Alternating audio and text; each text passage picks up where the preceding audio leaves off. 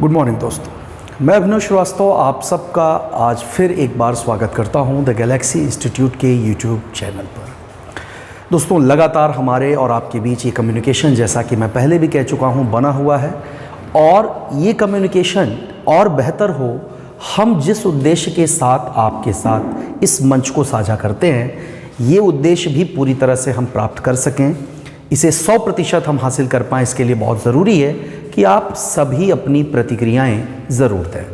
जैसा कि डायरेक्टर साहब यानी कि हीरालाल सर ने अपने वीडियो में कहा भी था कि आप लोग जो है अपनी प्रतिक्रियाएं कमेंट के माध्यम से ज़रूर दिया करें, ताकि हम ये जान सकें कि हमारे ये प्रयास कितने सार्थक हैं, इसमें कहाँ क्या कमी आ रही है, ताकि उस कमी को दूर किया जा सके और पूरी तरह से हम आपके लाभ के लिए, बौद्धिक लाभ के लिए काम कर सकें।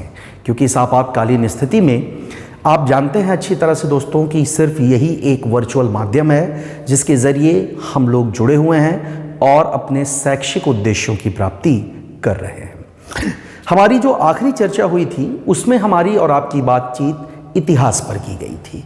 हमने इतिहास का आपको एक संक्षिप्त परिचय दिया था, लेकिन जैसा मैंने कहा है कि अभी आवश्यकता है कि आप सभी विषयों के वीडियोस थोड़ा थोड़ा करके हासिल करते रहें, आगे बढ़ते रहें, क्योंकि आपसे पूछे जाने वाले प्रश्न किसी एक क्षेत्र से सीमित नहीं है, बल्कि वो सामान्य अध्ययन के विस्तृत फलक पर अलग अलग मोतियों की तरह बिखरे हुए हैं, जिनको हमें और आपको पिरोकर एक ऐसी माला बनानी है जिसके ज़रिए आप अपनी सफलता प्राप्त कर सकें। आज दोस्तों मैं आपसे चर्चा करूंगा एक बहुत ही महत्वपूर्ण करंट अफेयर से ही रिलेटेड मुद्दे पर, लेकिन ये मुद्दा मेनली करंट अफेयर्स का नहीं है, बल्कि करंट अफेयर्स के अलावा ये साइंस सेक्शन के एक दूसरे पक्ष को भी टच करता है, और वो पक्ष है दोस्तों टेक्नोलॉजी का। टेक्नोलॉजी यानी कि प्रौद्योगिकी। आप हमेशा से जानते हैं कि आज का जो मानव है, आज का जो युग है दोस्तों, ये टेक्नोलॉजी का युग है।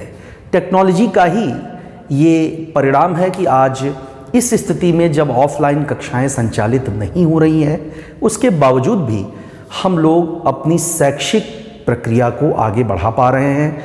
हम और आप एक साथ जुड़े हुए हैं इस टेक्नोलॉजी के ही माध्यम से। टेक्नोलॉजी मेनली कई तरह के क्षेत्रों में हम इसे वर्गीकृत कर सकते हैं दोस्तों। जैसे अगर आप देखें तो इसमें एक रूप है इसका स्पेस टेक्नोलॉजी यानी कि अंतरिक्ष प्रौद्योगिकी, दूसरा है डिफेंस टेक्नोलॉजी यानी कि रक्षा प्रौद्योगिकी, तीसरा है आपका बायोटेक्नोलॉजी यानी कि जैव प्रौद्योगिकी। एक उभरता हुआ क्षेत्र भी आप इसका देख रहे हैं, आजकल सुन रहे होंगे आप उसका नाम नैनो टेक्नोलॉजी। ये भी इसका एक उभरता हुआ क्षेत्र है, भविष्य है नैनो टेक्नोलॉजी। और नैनो टेक्नोलॉजी के अलावा कम्युनिकेशन, या आप इसे इंफॉर्मेशन टेक्नोलॉजी यानी कि सूचना प्रौद्योगिकी का भी नाम दे सकते हैं। तो ये कुछ बेसिक टेक्नोलॉजी हैं, बेसिक जो है आपके तकनीक के, प्रौद्योगिकी के रूप हैं, जिन पर मैं आपसे आज बात करने जा रहा हूं। आज मैं आपको टेक्नोलॉजी का परिचय ज़रूर दूंगा और लगभग सभी क्षेत्रों से किस तरह के सवाल आपको मिलते हैं आपके एग्ज़ाम में, ये हम आपको आज बताने की कोशिश करेंगे। तो दोस्तों, सबसे पहला नाम आप देख रहे हैं स्पेस टेक्नोलॉजी का। आपने दुनिया में निजी क्षेत्र की एक अंतरिक्ष एजेंसी का नाम सुना होगा, स्पेस एक्स। स्पेस एक्स अरबपति एलन मस्क की कंपनी है, और कल यानी कि 6 मई सन 2021 को इन्होंने अपने स्टारशिप प्रोग्राम को सफलतापूर्वक लॉन्च किया। अब प्रश्न आपके मन में यह आ सकता है कि स्टारशिप प्रोग्राम क्या है। तो आप जानते हैं दोस्तों कि हम लोग जो अपना सैटेलाइट भेजते हैं, हम लोग जो अपना उपग्रह भेजते हैं अंतरिक्ष में, इन उपग्रहों को भेजने के लिए हम लोग प्रमोचक यान का प्रयोग करते हैं। प्रमोचक यान मतलब होता है दोस्तों लॉन्चिंग व्हीकल, जिसे आम भाषा में आप लोग रॉकेट कहते हैं, ठीक है। तो इस रॉकेट का हम इस्तेमाल करते हैं और रॉकेट के माध्यम से हम उपग्रहों को अंतरिक्ष में अलग अलग ऊंचाई पर मौजूद अलग अलग कक्षाओं में स्थापित करते हैं। ऐसे में जो रॉकेट इन उपग्रहों को अंतरिक्ष में लेकर जाता है, स्वाभाविक सी बात है कि वो वापस धरती पर नहीं लौटता और उसका जो वेस्ट है, उसका जो मलबा होता है, वो हमारे धरती के चारों ओर चक्कर लगाने लगता है। एक तरह से आप ये कह सकते हैं कि अंतरिक्ष का कचरा कहा जाए इसे। ये कचरा कभी कभार ऐसा भी होता है, जैसे कि आजकल आप एक और खबर के बारे में सुन रहे हैं कि चीन के द्वारा अपना निजी स्पेस स्टेशन बनाने के लिए छोड़ा गया एक रॉकेट अनियंत्रित हो जाने के कारण इस समय पृथ्वी की तरफ वापस आ रहा है, यानी कि गिर रहा है और इससे नुकसान होने की संभावना जताई जा रही है। तो ऐसा ही कोई मलबा अगर कभी भी अपने पृथ्वी के गुरुत्वाकर्षण की वजह से धरती की ओर गिरने लगता है, तो धरती पर किसी स्थान विशेष पर गिरकर अगर वो आबादी वाले इलाकों में गिरता है तो इससे भारी जान माल की हानि हो सकती है। तो इस तरह की संभावनाओं को दरकिनार करने के लिए स्पेस एक्स कंपनी के मालिक एलन मस्क के द्वारा उनकी महत्वाकांक्षी परियोजना स्टारशिप का प्रारंभ किया गया और इस स्टारशिप परियोजना के माध्यम से उन्होंने एक ऐसा रॉकेट बनाने में सफलता हासिल कर ली है जो न केवल अंतरिक्ष में जाएगा, बल्कि रॉकेट अंतरिक्ष में जाने के बाद सैटेलाइट को सफलतापूर्वक प्रक्षेपित करके उसकी कक्षा में स्थापित करके वापस धरती पर लौट आएगा। ये एक बहुत बड़ी बात है, एक बहुत बड़ी सफलता है, क्योंकि अगर वो रॉकेट स्पेस में जाने के बाद अपना उद्देश्य पूरा करता है और फिर वापस धरती पर लौट आता है तो इससे दो बड़े फायदे होंगे। पहला फायदा ये होगा दोस्तों कि इससे स्पेस में जो मलबा है, जो कचरा है, जो इनके अवशेष हैं, वो बिखरने से बच जाएंगे और दूसरा, इससे अंतरिक्ष परियोजनाओं की लागत में भी कमी आएगी, क्योंकि ऐसे में एक रॉकेट को एक से ज़्यादा बार अलग अलग सैटेलाइट के अलग अलग उपग्रहों के प्रक्षेपण के लिए इस्तेमाल किया जा सकेगा। और अगर हम ऐसा कर पाते हैं तो स्वाभाविक सी बात है कि हमारी अंतरिक्ष प्रौद्योगिकी की जो लागत है, उसका जो कॉस्ट है, वो कम हो जाएगा दोस्तों, और हम उस लाभ का इस्तेमाल अंतरिक्ष परियोजनाओं को और अधिक विस्तार देने के लिए कर सकेंगे। तो ऐसे में आज आपसे मैं पहले चर्चा करूंगा स्पेस टेक्नोलॉजी यानी कि अंतरिक्ष प्रौद्योगिकी के बारे में। देखिए दोस्तों, स्पेस टेक्नोलॉजी के संबंध में दुनिया भर में अलग अलग एजेंसी, अलग अलग संस्थाएं आज काम कर रही हैं। और ऐसे में अगर हम दुनिया की दिग्गज स्पेस एजेंसी का नाम लें, दुनिया की सबसे बड़ी अंतरिक्ष एजेंसी के बारे में आपसे बात करें, तो बेहिचक बिना किसी संकोच के आप अमेरिका यानी यूनाइटेड स्टेट्स ऑफ अमेरिका की दिग्गज स्पेस एजेंसी नासा का नाम लेते हैं। तो सवाल नंबर 1 आपका यहां बन जाता है दोस्तों कि नासा किस देश की अंतरिक्ष एजेंसी है? तो आपका जवाब होगा यूनाइटेड स्टेट्स ऑफ अमेरिका की। दूसरा सवाल है कि नासा का पूरा नाम क्या है? आशा करता हूं कि आपको इसका पता होगा, फिर भी मैं आपको इसके बारे में बता दूं। इसे हम लोग नेशनल एरोनॉटिक्स एंड स्पेस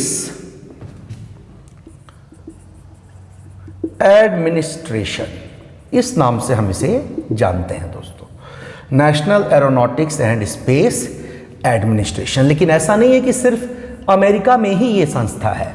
इसके अलावा अगर हम रूस की बात करें, जो अमेरिका का एक चिर प्रतिद्वंदी है, शीतकाल के दौर से यानी सन 1940 के दशक से हम अमेरिका और रूस के बीच के तनाव को बहुत अच्छी तरह से देख रहे हैं। और इस शीत युद्ध का अंत आप सभी को पता है कि 1991 में यानी कि सन 1991 में सोवियत संघ के विघटन से हुआ। ये सोवियत संघ जब विघटित हुआ दोस्तों, तो रूस जैसे देश का जन्म हुआ, जो आज की तारीख में दुनिया का सबसे विस्तृत क्षेत्रफल वाले देश के रूप में देखा जाता है। न केवल विस्तृत क्षेत्रफल वाले, बल्कि अगर हम जनघनत्व की बात करें दोस्तों, और अगर हम रूस के जनघनत्व की तुलना भारत के जनघनत्व से करें, तो आप ये पाएंगे कि रूस में जहां भारत में 2011 की जनगणना के अनुसार प्रति वर्ग किलोमीटर 382 लोग जो है रहते हैं, वहीं पर आपके रूस में प्रति किलोमीटर अगर बात की जाए दोस्तों तो सिर्फ 3 लोग मौजूद रहते हैं। ये वहां का जनघनत्व है।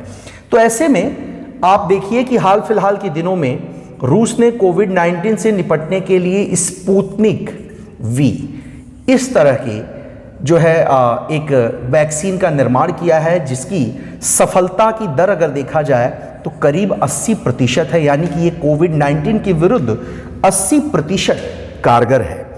रूस की दूसरी सफलता की अगर मैं बात करूं तो आप वहां पर भी ध्यान दीजिए। रूस ने हाल ही में दुनिया का सबसे बड़ा और सबसे तेज गति से चलने वाला ऐसा बैलिस्टिक मिसाइल तैयार किया है जो कि अमेरिका के पूरे टेक्सास प्रांत को एक ही बार में नष्ट करने में सक्षम है। और ये सबसे बड़ी बात कि परमाणु हथियार ले जाने में भी सक्षम है। तो रूस के इस अविस्मरणीय और अभूतपूर्व सफलताओं के पीछे जो एक बहुत बड़ा कारण है, मेरा मानना है दोस्तों, वो है उसकी कम जनसंख्या और संसाधनों का विस्तृत रूप से उपलब्ध होना।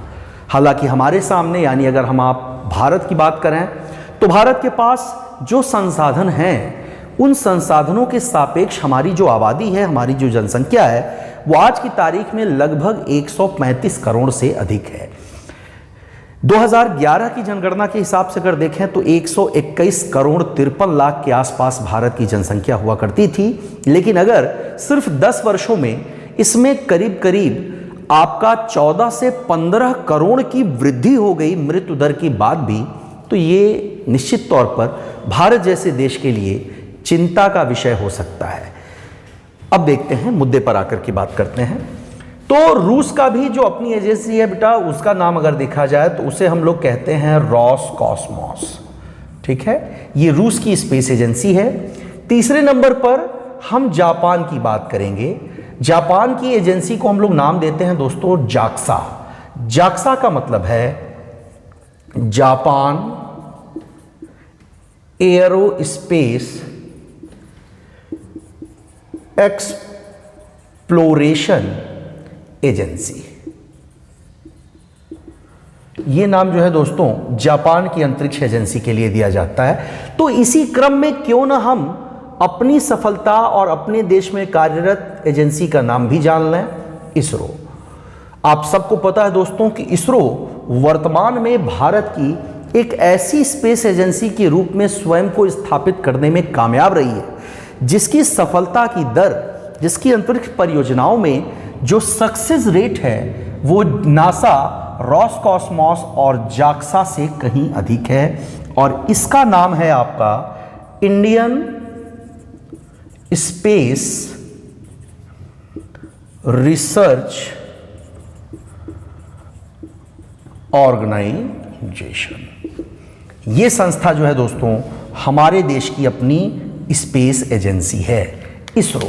तो आज हम आपसे भारत के संदर्भ में इसरो की स्थापना और उसके द्वारा इस्तेमाल की जा रही तकनीक पर थोड़ी बहुत बात करेंगे।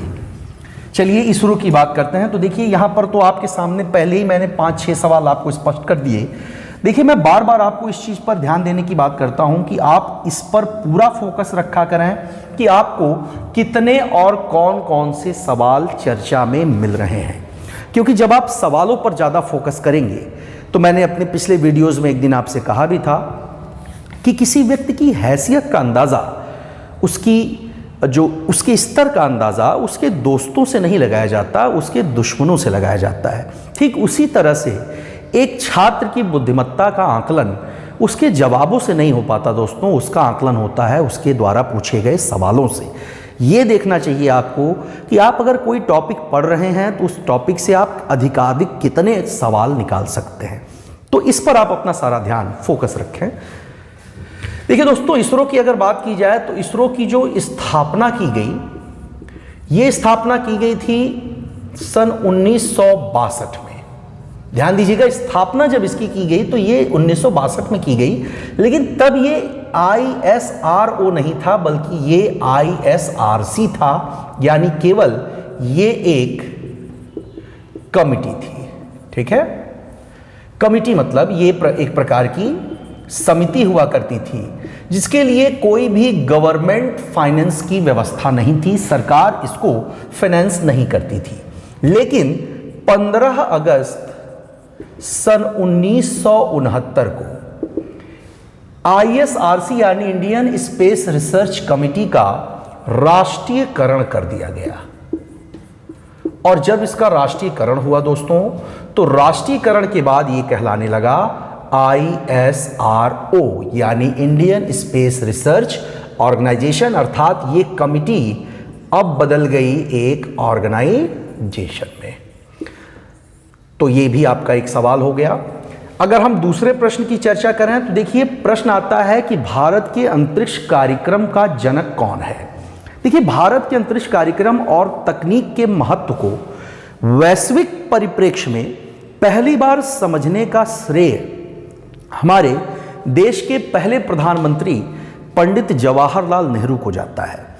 ऐसे में पंडित जवाहरलाल नेहरू के प्रयासों और दूसरा नाम जो आएगा वो बहुत इंपॉर्टेंट है दोस्तों, वो है डॉक्टर विक्रम साराभाई।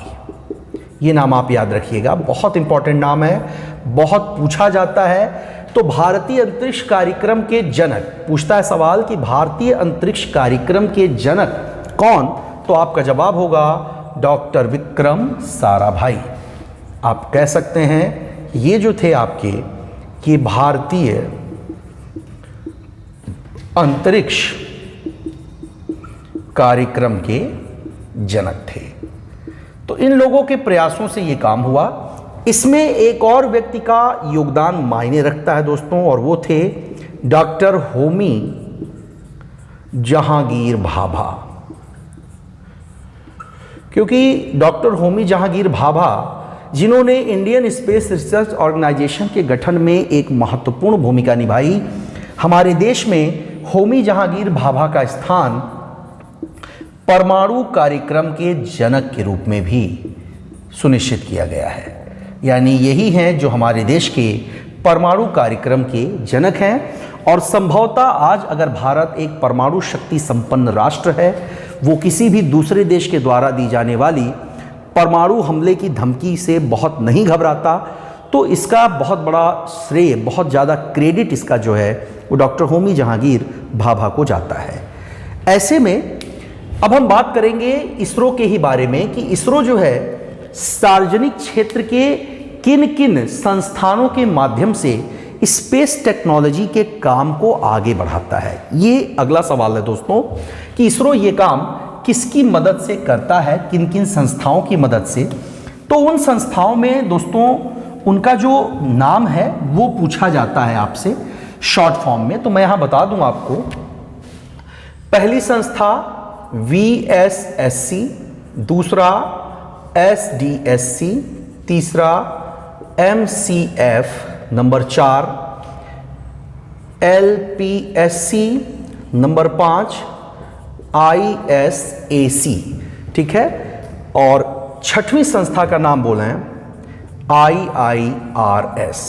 तो ये जो 6 संस्थाएं आप देख रहे हैं, इन 6 के माध्यम से इंडियन स्पेस रिसर्च ऑर्गेनाइजेशन अपनी स्पेस टेक्नोलॉजी के काम को आगे बढ़ाता है। तो बात कर लेते हैं दोस्तों कि ये इनका पूरा नाम क्या है। पहला नाम आप देख रहे हैं VSSC, इसे कहते हैं दोस्तों विक्रम साराभाई स्पेस सेंटर। ठीक है, ये नाम है इसका दोस्तों। दूसरा SDSC, इसे कहा जाएगा सतीश धवन स्पेस सेंटर। लेकिन अब आप ये सोचेंगे ये कौन है, कि सतीश धवन कौन है। ध्यान रखें दोस्तों कि विक्रम साराभाई की मृत्यु के बाद भारतीय अंतरिक्ष कार्यक्रम को अगर आगे बढ़ाने का पूछा जाए क्रेडिट किसे जाता है, तो आपका जवाब होगा सतीश धवन को। ये जो है दोस्तों आपका अंतरिक्ष कार्यक्रम को आगे बढ़ाने के लिए जाने जाते हैं। MCF, इसे कहा जाता है मास्टर कंट्रोल फैसिलिटी। देखिए दोस्तों, मास्टर कंट्रोल फैसिलिटी से होता क्या है कि जब कोई सैटेलाइट, जब कोई रॉकेट प्रक्षेपित किया जाता है तो प्रक्षेपण के बाद उसे नियंत्रित करना, जैसे धरती से, हमारी पृथ्वी से लगभग 22.5 करोड़ किलोमीटर की दूरी पर एक ग्रह मौजूद है जिसका नाम है मंगल ग्रह। आप जानते हैं कि हाल फिलहाल के दिनों में मंगल ग्रह पर चहलकदमी बढ़ी है, यानी मंगल ग्रह पर जाने के लिए अलग अलग देशों के बीच प्रतियोगिता में बढ़ोतरी हुई है। और इसका सबसे बड़ा उदाहरण मैं आपको 2 बिंदुओं से दूंगा। एक, पहला नाम आपको मिलेगा मार्स रोवर परसिवरेंस के नाम से, बहुत ज़्यादा चर्चित है दोस्तों। मार्स रोवर परसिवरेंस ये अमेरिका की नासा का जो है एक महत्वाकांक्षी प्रोजेक्ट है, चूंकि ये एक रोवर है जो मंगल की सतह पर उतरने में कामयाब रहा। इसके अलावा दूसरा नाम आपको मिलेगा होप। ये जो है दोस्तों यूनाइटेड अरब एमिरेट्स यानी कि संयुक्त अरब अमीरात का जो है एक सैटेलाइट है, एक तरह का प्रक्षेपण यान है जो मंगल ग्रह के अध्ययन के लिए छोड़ा गया है। यहाँ इस बात पर भी आपको ध्यान देना है कि मंगल ग्रह, यहाँ सवाल पूछ लेता है कभी कभी कि मंगल ग्रह का रंग जो है वो लाल है, ये लाल क्यों है? तो इसका सिंपल सा आंसर है, वो है आपका आयरन ऑक्साइड की अधिकता के कारण। ठीक है दोस्तों, तो आयरन ऑक्साइड की अधिकता की वजह से ही मंगल जो है लाल दिखाई देता है। और मंगल ग्रह के लिए हम लोग जो एक उपनाम इस्तेमाल करते हैं वो भी जान लीजिए आप। मंगल ग्रह के लिए हम लोग जो उपनाम इस्तेमाल करते हैं, ये उपनाम है दोस्तों गॉड ऑफ वार। यानी रोमन साहित्य में, रोमन माइथोलॉजी में, रोमन धर्मशास्त्रों में मंगल को यानी मार्स को युद्ध का देवता कहा जाता है। ये उपनाम जो है मंगल के लिए इस्तेमाल किया गया है। तो मंगल ग्रह पर भारत की ओर से अगर पूछ लेता है आपसे कि कौन सा अंतरिक्ष यान भेजा गया है, तो मंगल ग्रह की सतह पर तो फिलहाल हम अभी उतर नहीं पाए, लेकिन मंगल पर उसके चारों ओर परिक्रमा करने के लिए भारत ने अपनी महत्वाकांक्षी परियोजना भेजी थी मॉम, जिसका नाम था मार्स ऑर्बिटर मिशन। ये नाम था दोस्तों उसका। तो मार्स ऑर्बिटर मिशन का नाम, कई बार मॉम का पूरा नाम पूछता है, और कभी ये भी पूछ लेता है कि इसके साथ कुल कितने उपकरण भेजे गए। ध्यान रखिएगा, किसी भी रॉकेट के साथ, किसी भी यान के साथ भेजे गए उपकरणों के लिए जो शब्द प्रयोग किया जाता है दोस्तों, उसे हम कहते हैं पेलोड। पेलोड मतलब एक प्रकार की उसकी जो वहन क्षमता होती है, भार वहन क्षमता होती है, जो जो उपकरण, जो जो इंस्ट्रूमेंट वो अपने साथ ले जा पाता है, उनके लिए हम यहाँ पर ये नाम प्रयोग करते हैं। तो जब हम कोई सैटेलाइट छोड़ते हैं तो धरती से छोड़ने के बाद भी जब वो हमसे हजारों, लाखों, करोड़ों किलोमीटर की दूरी पर होता है, तो उसको हम कैसे कंट्रोल करते हैं? तो उसे हम कंट्रोल करने के लिए ही दोस्तों मास्टर कंट्रोल फैसिलिटी यानी MCF का प्रयोग करते हैं। ठीक है, चलिए आगे बढ़ते हैं। सवाल बहुत सारे लगातार निकल रहे हैं, और अगर आप नोटिस कर रहे होंगे तो इतने में ही हमारी अभी तक की पिछले 15 मिनट की चर्चा में कम से कम आपको 20 से ज़्यादा क्वेश्चन मिल गए हैं। तो इन क्वेश्चंस को याद रखिएगा दोस्तों, क्योंकि इसमें से बहुत सारे सवाल ऐसे हैं जो कि विगत परीक्षाओं में पूछे जा चुके हैं। फिर आता है नाम LPSC का। इसे कहा जाता है दोस्तों लिक्विड प्रोपल्शन सिस्टम सेंटर। अब यहां प्रश्न आता है लिक्विड प्रोपल्शन क्या है? तो लिक्विड मतलब होगा दोस्तों तरल, और प्रोपल्शन शब्द बना है प्रोपेलेंट से। अब आप कह सकते हैं कि प्रोपेलेंट क्या होता है? तो दोस्तों इसे हिंदी में बोलते हैं प्रणोदक, और प्रणोदक होता है जो ईंधन रॉकेट में भरा जाता है, यानी रॉकेट में भरा जाने वाला फ्यूल, इसे हम कहते हैं दोस्तों प्रणोदक। ध्यान रखिएगा, इसी के लिए अंग्रेजी में शब्द है प्रोपेलेंट, और जो इंजन प्रोपेलेंट से चलता है उसे हम कहते हैं प्रोपल्शन। तो द्रव प्रणोदक प्रक्रिया केंद्र यानी लिक्विड प्रोपल्शन सिस्टम सेंटर, ये है LPSC। ये दोस्तों अगर कभी कभी पूछ लेता है ये कहाँ पर है, तो ये है आपका कर्नाटक के गौरीबिदानूर में। ध्यान रखिएगा, गौरीबिदानूर में ये जो है आपका मौजूद है। फिर है आपका नाम, अगला सवाल आ जाता है इसमें, अगला पॉइंट आपको मिल रहा है ISAC। तो ये देखते हैं क्या है ISAC, क्या है। इसे कहते हैं दोस्तों इसरो स्पेस एप्लीकेशन सेंटर। यानी यहां पर दोस्तों निर्माण किया जाता है एक प्रकार से उपग्रह कार्यक्रमों का।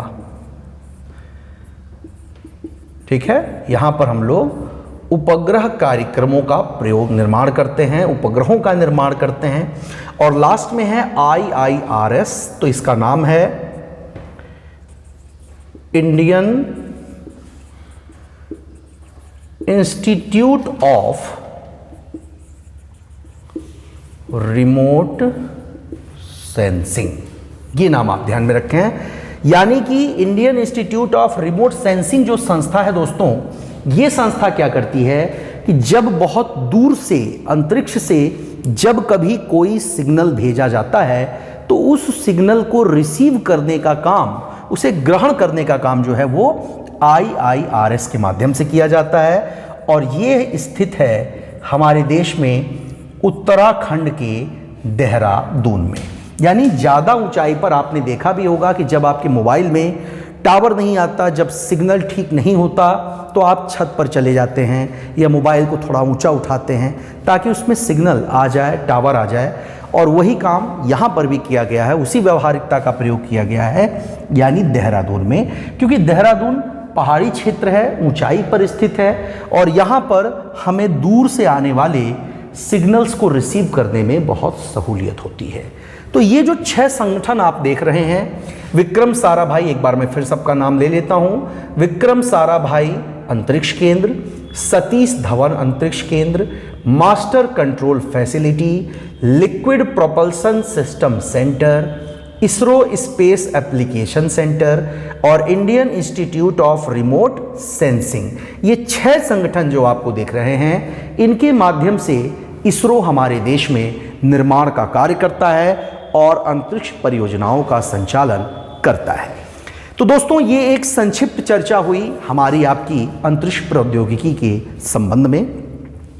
आगामी कक्षाओं में मैं इसी टेक्नोलॉजी से रिलेटेड और भी चीज़ें, और भी टॉपिक पर आपसे बातें करूंगा, लेकिन ये सिर्फ एक इंट्रोडक्शन वीडियो है ताकि आप मुझे इस संबंध में अपनी प्रतिक्रियाएं ज़रूर दें। मुझे ये ज़रूर बताएं कि टेक्नोलॉजी आप कितना महत्व दे रहे हैं, इसे आप इसका महत्व समझ पा रहे हैं या नहीं।